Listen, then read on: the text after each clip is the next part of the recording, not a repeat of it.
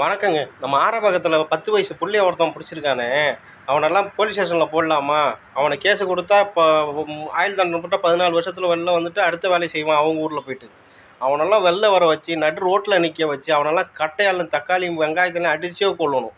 அப்பதான் அவனுக்கெல்லாம் புத்தி வரும். ஏன்?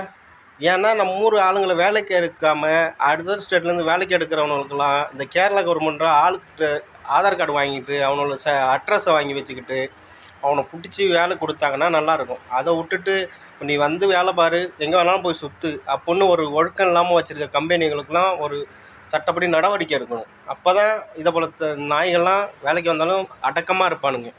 நம்ம வீட்டு பிள்ளைங்க அது. அந்த 10 வயசு பிள்ளைக்கு என்ன குழந்தைக்கு என்ன தெரியும்? அவன் விட்டுக்கிட்டு அவனெல்லாம் கிழிச்சு எடுக்கணுங்க. அதை விட்டுட்டு உள்ளே தூக்கி வைக்கிறாங்களாம் 15 நாளுக்கு அப்புறம். அவனெல்லாம் அதே இடத்துல கட்டை விரல் நரம்பை கட் பண்ணி விடணும், இல்லை கை நரம்பை கட் பண்ணணும், இல்லை அடுத்த வாட்டி பிள்ளைகளை பார்க்கும்போது அவனுக்கு உணர்ச்சியை வரக்கூடிய அளவுக்கு பண்ணி விடணும். பார்த்துக்குங்க.